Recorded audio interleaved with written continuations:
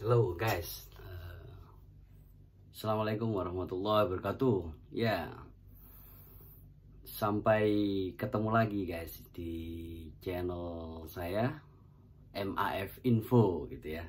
Nah, oke guys, ini saya juga ingin membahas tentang teman-teman banyak yang nanya tentang bagaimana untuk menjadi best sales untuk di perusahaan multinational company gitu ya, di global company.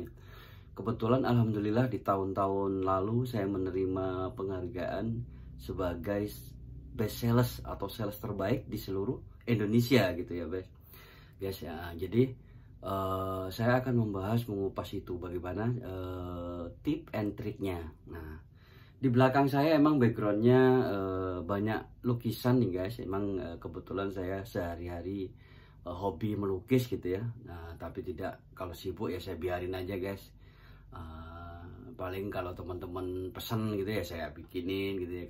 Kalau maunya gratis ya saya kasih gitu guys. Udah nggak terlalu ini, hanya hobi guys. Jadi nggak terlalu ini. Ya, dari pesanan dari luar negeri, dalam negeri, teman-teman dalam kota ada aja. Jadi saya juga online gitu ya, yang kira-kira minat ya silahkan gitu. Bahkan juga ada beberapa lukisan saya yang internasional untuk dilelang gitu ya. Yang penting bergerak semua guys, apa yang bisa dikreatifkan gitu bahasanya. Nah, oke. Kembali lagi ke bahasan sebagai sales and marketing terbaik gitu ya guys. Bagaimana tip and triknya? Jadi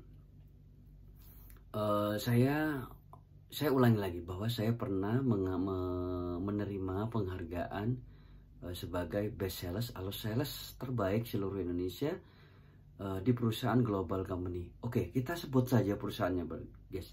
Perusahaannya adalah dari Eropa, yaitu Schneider Electric gitu ya. Saya sebut lagi Schneider Electric. Schneider Electric ini emang perusahaan yang bagus guys. Emang ada beberapa cabang di seluruh dunia ya. Kemudian ada beberapa manufaktur, dia ada sales office dan manufaktur di seluruh dunia, termasuk di Indonesia.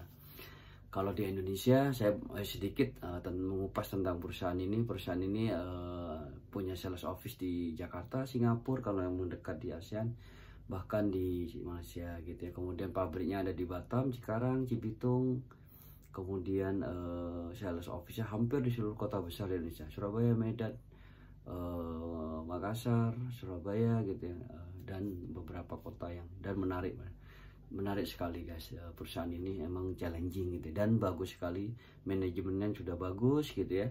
Kemudian timnya sudah bagus, sistemnya juga sudah bagus, dan kita tinggal menjalankan gitu ya, mengikuti aturan mainnya bagaimana yang combine dengan skill kita, kompetensi kita combine dengan perusahaan. Nah, bagaimana? Jadi saya akan ngomongin apakah mudah gitu. Tidak mudah teman-teman. Memang untuk menjadi sales terbaik di situ. Karena apa? Oke, saya berkompetisi dengan teman-teman yang ada di Jakarta, kompetisi dengan teman-teman yang ada di regional seperti Makassar, Surabaya gitu ya, Jabodetabek, semua, Batam sendiri dan Medan gitu ya. Semua seluruh Indonesia beberapa sales gitu ya. Dan alhamdulillah saya sempat terpilih. Nah, bukan masalah sempat terpilih, saya akan berbagi tip kepada teman-teman yang masih semangat dan masih muda gitu ya, dan masih muda untuk melanjutkan. Emang saya sudah tua, enggak juga ya teman-teman ya. Jadi yang masih semangat untuk melanjutkan posisi sales, apakah perlu dilanjutkan, apakah sudah nggak pantas jadi sales lagi atau marketing gitu ya. Jadi begini guys, memulainya adalah mempunyai beberapa step. Seperti ada 5 atau 7 step ya di sales marketing. Saya akan share karena beberapa perusahaan menjalankan memakai sistem guys. Kalau di perusahaan global gitu ya, kalau misalkan di perusahaan yang lokal gitu mungkin saya nggak tahu. Saya bisa memberikan sharing atau training ke beberapa teman-teman perusahaan yang lagi startup gitu ya. Nah, nanti bisa kontak di komen saya akan share. Nah, begini, Kalau di perusahaan besar itu udah menjalankan dengan sistem gitu ya, dan tidak mudah.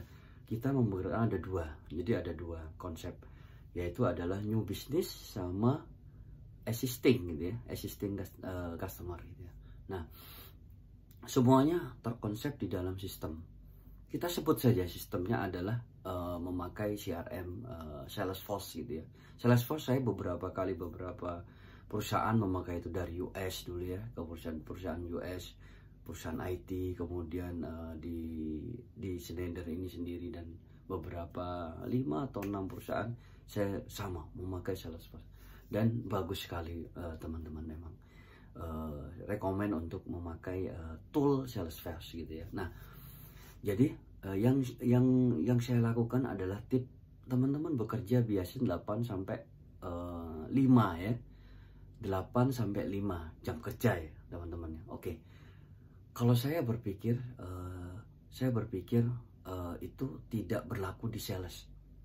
Itu tidak ada di buku teman-teman. Jadi itu tidak ada di buku dan tidak ada di info standarisasi. Jadi saya tidak berpikir 5, 8, 5 bekerja, tidak. Jadi yang saya lakukan adalah saya menyelesaikan administratif ya. Jadi administratif setelah melakukan sholat subuh. Jadi dari sehabis sholat subuh saya masuk ke akses ke sistem, kemudian di situ membuat plan teman-teman. Itu yang saya lakukan. Karena apa? Kalau dari jam 5, meskipun tidak saya lakukan tiap hari, jujur aja. Jadi paling tidak seminggu saya melakukan 2-3 kali gitu ya. Karena apa? Kadang memang benar ngantuk teman-teman. Jadi nggak kuat. Kita akuin aja kadang pikiran tidak kuat, otak gitu ya. Nah kadang ngantuk, ya udah kita kadang melakukan kondisi normal. Jadi tapi saya rutin itu yang jarang dilakukan adalah 2-3 kali saya melakukan setelah sholat subuh. Saya mengecek email, mengecek sistem, kita sebut Salesforce itu, untuk memplanning semuanya gitu teman-teman. Nah di situ saya melihat ada kelebihan. Karena apa? Saya mulai mengatur meeting jam 9 gitu ya. Jadi sistem saya udah beres. Nah bedanya dengan teman-teman kalau tidak menyelesaikan sistem, pasti akan ada notification gitu. Oke, notification di smartphone kita atau handphone kita yang related dengan sistem itu. Apa yang dilakukan teman-teman? Yang sebenarnya kita bisa memanfaatkan waktu untuk meeting dengan customer, malah mengupdate sama-sama pekerjaan teman-teman. Jadi yang satu di sisi marketing atau sales melakukan meeting dengan customer, yang satu melakukan update report lah, kita sebut update report di sistem. Bagi saya tidak efektif gitu ya yang melakukan report efek di jam kerja. Kenapa? Saya ingin mengoptimalkan jam kerja saya untuk meeting customer fokus. Nah itu teman-teman. Jadi emang kalau tidak, saya dulu juga waktu beginner, enggak adalah jam kerja, pokoknya saya melakukan jam kerja sudah. Ternyata tidak optimal waktu saya beginner. Nah di sinilah saya optimalkan. Kenapa? Ujung-ujung kalau di global company teman-teman apa? Komisinya gede teman-teman. Saya kasih tahu bocoran, itu komisi gede. Jadi emang fair gitu ya, dan cepat, tidak terlalu proses tidak terlalu sulit, bertele-tele dan langsung cair gitu aja ya. Dan itu yang memberi semangat saya. Jadi saya gaji tidak terlalu memikirkan, tapi yang kita kejar adalah komisi, insights nomor. Mungkin teman-teman yang di posisi sales dan marketing tidak terlalu juga, sama beberapa teman-teman juga ya. Nah kembali ke itu. Jadi sebenarnya ada 3 sistem, ada 5 proses teman-teman. Nah itu yang saya lakukan. Jadi melakukan persiapan planning setelah subuh. Nah itu teman-teman. Jadi saya buka laptop setelah subuh. Emang kadang ngantuk, ya udah, kalau saya ngantuk kadang rebahan 5-10 menit ke saya akses lagi gitu. Dan prepare di setengah 8, saya harus ketemu customer di jam 8, 9, 10 sampai jam 5. Itu saya optimalkan. Nah kembali lagi saya kadang malam gitu ya, biasalah ya, overtime di rumah tapi tanpa dibayar. Overtime, bukan overtime sih namanya, apa namanya ya royal lah kita buka ini. Apalagi kita biasa mobile ya teman-teman, bekerjanya biasa mobile. Jadi lebih fokus gitu ya, melakukan pekerjaan-pekerjaan yang fleksibel gitu ya, meeting customer, call customer gitu ya. Nah itu, nah ada 5 atau 7 poin teman-teman yang menjadi inti pokok di sales dan marketing yang ini. Jadi yang pertama adalah identifikasi customer. Jadi customer ini asalnya dari mana, punya budget, berapa karyawannya, siapa ownernya, siapa. Itu teman-teman, itu. Yang kedua, apakah bisa disebut menjadi opportunity atau celah gitu ya. Itu teman-teman. Kalau tidak, oke, skip. Kita mencari customer yang lain. Yang ketiga, step ketiga adalah melakukan pendekatan agar menjadi proposal, teman-teman. Jadi customer ini apakah bisa menjadi proposal atau tidak gitu ya. Yang keempat, step yang keempat adalah bagaimana yang tadi proposal itu menjadi step negosiasi untuk memperkuat posisi proposal kita. Bagaimana caranya? Nah itu, approach ke customer memang selalu dilakukan. Bagaimana misalkan dengan existing yang sudah ada, vendornya sudah ada, apakah kuat atau tidak, itu positioning kita yang dilakukan teman-teman. Oke, selanjutnya adalah negosiasi. Nah, sampai negosiasi itu kita tinggal ada 2 pilihan, menang atau kalah, won atau loss gitu ya. Nah, kalau misalkan menang, alhamdulillah gitu. Kalau loss, kita realistis saja teman-teman. Kalau saya sih bekerja realistis. Effort dari tadi step 1 sampai 5, misalkan dari 5 sudah nego dan kita menentukan menang atau kalah, realistis teman-teman. Jadi kalau beberapa bos emang realistis, dimengerti gitu. Tapi kadang ada yang bos tidak realistis gitu ya. Bos yang tidak realistis, dia akan memaksa apa yang harus dipaksa gitu ya. Karena kita ya tarik nafas saja gitu ya. Nah itulah teman-teman ya. Jadi itu seni lah, memang seni. Jadi teman-teman memang harus peka di situ dalam melakukan proses dan mengatur waktu, timingnya. Jadi saya bekerja tidak mengikuti aturan jam kerja, karena tidak ada aturan jam kerja itu yang emang ini. Saya melakukan planning di habis subuh. Itu karena apa? Yang menurut saya bisa lebih cepat mengetahui. Beda dengan teman-teman yang jam 8, jam kerja mulai jam 8, dia baru akses, dia mau ngecek. Sedangkan customer misalkan yang pagi minta meeting jam 9, oh bisa nggak Pak digeser?